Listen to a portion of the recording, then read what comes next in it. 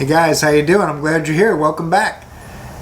This is Making It Work, and I'm Jimmy. And we're going to do a tool haul. We've got a couple new tools. I think you guys are going to get a kick out of some Milwaukee tools. I know you're surprised. It's like the fourth Milwaukee tool video I'm doing, but when you change brands and you lock into one brand so you only need one charger, that's what happens. Let's get into it.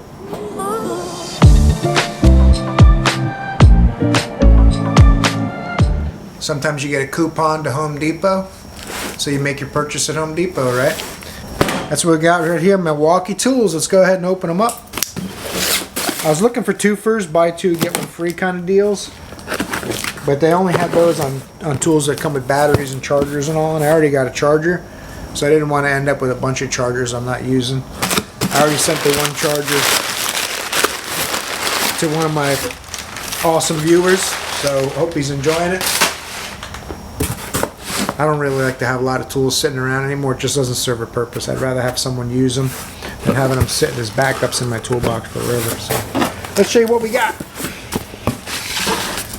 Milwaukee M12 Fuel Compact 3/8 Impact. Tool only. Battery and charger not included, right? I already got plenty of batteries and a charger. I'm going to have at least one battery for every tool. And I'll be able to move batteries around if I want to try different amperage batteries and things like that. And I'm going to have a couple of spare batteries, so I'll always have a charged battery for whatever tool. The battery goes dead in my tool, I can switch it out real quick. Even if it's slightly lower capacity, it's still going to do the job for me, right? So this tool is a 2554-20, and the -20 means tool only. If it's got a 2.1 or a 2.2 or any other designation, it means either it comes with a battery or it comes with a battery and charger and so on. So I'll go ahead and open this up. Take a look at it outside the cardboard, because nobody likes cardboard. See what this looks like. I haven't seen it myself yet. I've been waiting to open these tools up to make a video and show you guys my video. Ooh, that's pretty heavy. I didn't think it'd be that heavy. It's a little M12. It's not the M18, so it's a little bit lighter duty, but it's still supposed to be pretty stout from everything I've seen on some of the tool review videos. This is the fuel version, so it's brushless. So I'm hoping this is going to turn out to be a little badass. I sold my Ingersoll Rand on eBay. Got a couple $100, $180 for it, I think it was, and that was a good impact gun. It was starting to show a little wear. The battery was still great. Everything was working good. It was powerful for a 3/8 gun. But I said, you know what? This one's even smaller, and I'm already going to have Milwaukee stuff and Milwaukee chargers, so we're going all Milwaukee. So I went ahead and sold that one and replaced it with this. Let me go grab a battery for it, and we'll show you how this thing works a little bit. Spin it up for you. Alright, this is a little 1.5 battery. This came with, I forget which tool this thing came with, but it's a wimpy little battery as far as power goes, but the runtime is pretty good on it. So let's pop it in there. The grip's pretty good. It's got a pretty nice, comfortable grip on them, I think. Fits my hand pretty well, almost like some of my pistolas. It's got the normal LED light. Power indicator shows it's at two bars. I haven't charged this battery. I use it in my 1/4-inch Ratchet. I haven't charged it since I first started using the tool a couple weeks ago. I'm amazed it's still got 2 bars on it. It's pretty good, actually. I've been using it quite a bit. It's got a good linear trigger. I mean, you can really roll that thing slow. You don't see that on the torque test channel or in a Project Farm video. I don't think they show you how slow it'll roll. See how slow I get right there. Pretty good. I like it. That's on 3. It's got the finger tight option. This'll any little resistance, it'll stop pretty much on that setting. 1's the weakest. 2, 3. So sounds like it's going to be a little beast. We'll see what happens with it, and that's with the 1.5 amp battery. Obviously, the higher the amperage, the higher the power, because if it's a 12-volt battery at 1.5 amps, it's only going to produce a certain amount of watts. Amps times volts equals watts, right? But if you double it and use a 3-amp battery like this, then you're going to double the wattage that the tool will produce. So you should increase the power, right? But you'll decrease the amount of time the battery lasts. Anytime you increase the amperage and to keep the same voltage, it'll be able to discharge faster.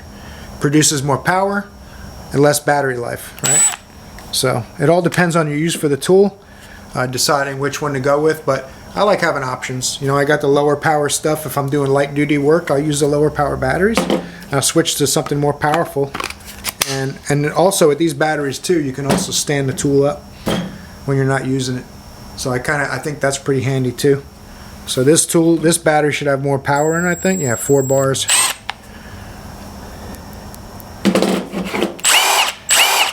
So that feels pretty good. The tool feels stout. We'll see how it works. I'll show you guys in the shop like usual. They're going to get used, and they're going to be in my week in the shop videos and all my repair videos that I make. So we'll see how it goes. Alright, I got some more Milwaukee tools. This is a little 3/8 compact 3/8 impact. I'm going to take these wheels off with it just for kick. See how it does.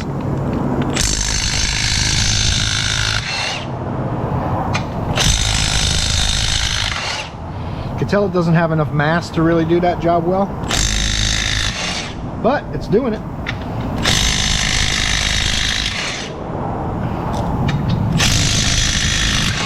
Feel a little anvil in there going, hey man, what are you doing? That's not what I'm made for. But it does it pretty good. Let's show you the other tool. I'm really liking these Milwaukee tools so far. The battery life has been great on everything except the die grinders.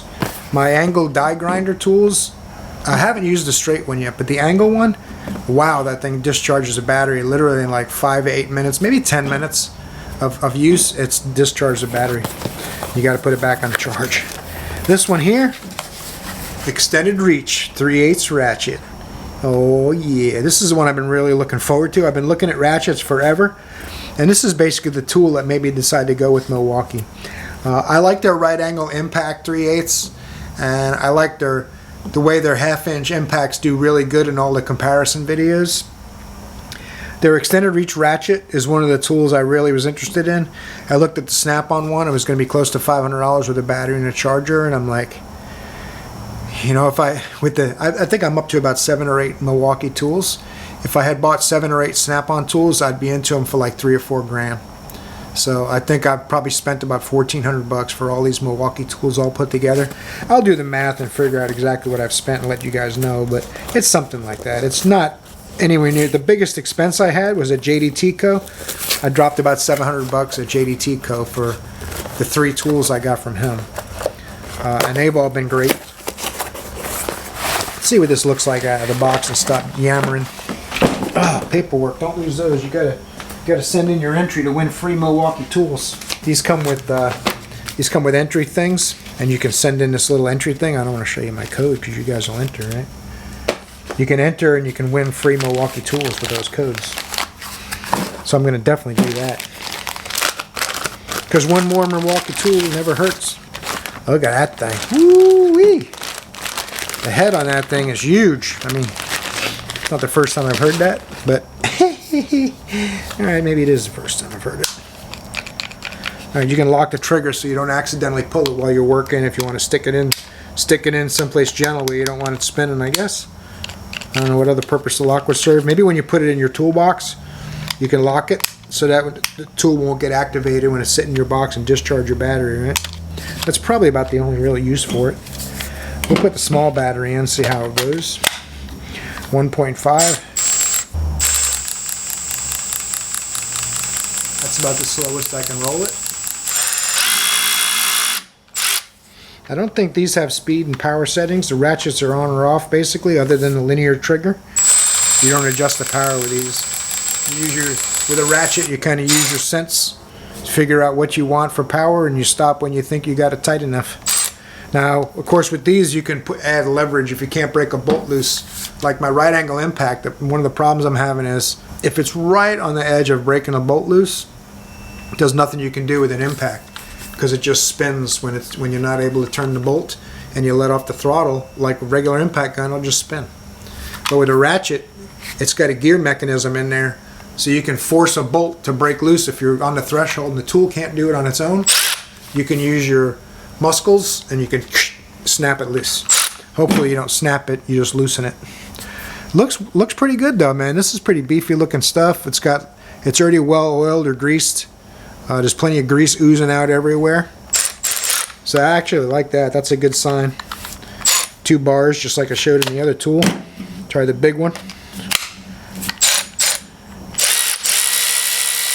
That's not a lot of RPM, not terribly fast. This thing is built for power and torque. If my right angle impact won't break something loose doing brakes, this will.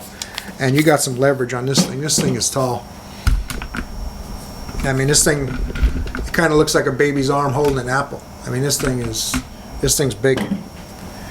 And I like the fact that with this battery, obviously, it can stand too. I can set this thing down. Instead of laying it flat, I can stand it up, and then I can reach down while I'm standing up and grab it by the top and be able to use it. So I got options. That's what it's really about. I've gotten some tools, especially air tools, it seems like. I used to buy a lot of air tools and they wouldn't be very well greased at all. I'd have to thoroughly grease them. I would disassemble. Even my Ingersoll Rand 3/8, I had some problems with it sticking. And Dale took it on a gear wrench truck, opened it up, and packed grease in it. And that's when I realized some of these tools don't come well greased, and you got to do it. But in the case of this one, it looks like it's been greased very well, so shouldn't give me too much trouble. One last thing I got in this tool haul from my Milwaukee tool haul, 6.0 battery. That's gonna be crazy. You're gonna put a 6.0 battery in some of these tools? That is gonna be crazy. I mean, more amperage, more power, right? So why not get one of the batteries that produces the most power? Always cut away from yourself. I think I've mentioned that in other videos, but for anyone who hasn't seen my other videos, safety first. When you're using a knife of any kind, especially with a razor blade, because they're ridiculously sharp, you always want to prevent an injury by cutting away from yourself. The problem is, you feel like you're in control of that knife, and you can stop it if you slip and you finish cutting through something, you're going to stop it, but you're not. And you'll get injured, so cut away. Do yourself a favor. Don't end up going to the hospital for a bunch of stitches. Cut away from yourself. This security wrapping is absolutely ridiculous. I guess a lot of people must open the packaging in stores, so they got ridiculous packaging on these things. Alright, boom, look at that thing. It's about the same physical size. Yes, exactly the same size. The 3.0 and the 6.0. Same size. You're not going to feel a difference in power just in your hand. And plus it's not fully charged. They don't ever come to you fully charged. 1 bar. So it's definitely nowhere near fully charged. So we'll have to put this thing on the charger, see how it goes. But that's going to do it for our Milwaukee tool haul, guys. Hope you got something out of it. Let me flip this camera around and rock this video to a conclusion. Hope you enjoyed my Milwaukee tool haul. It was a pleasure having you here. I'm going to use these tools in the shop like I said earlier. And I'm going to show you how they perform in the real world. I'm obviously a professional mechanic. I'm not someone that makes YouTube videos for a living. And I'm a mechanic as a hobby. I'm actually a mechanic to make a living. And I do YouTube as a hobby. I want to try to help out the community. Do some tool reviews. Do some how-tos. Show you some of my day-to-day stuff and have some fun in the meantime. Hope you got something out of this video. Make sure you like and subscribe if you haven't yet. I'll give you a second. You all set? Alright. Thanks guys. I'll see you in the next video. Hey, let's have a great 2022. You're awesome. Did you guys subscribe yet? It's right down there. It's like using a turn signal. It won't hurt you. Do it. Thanks guys.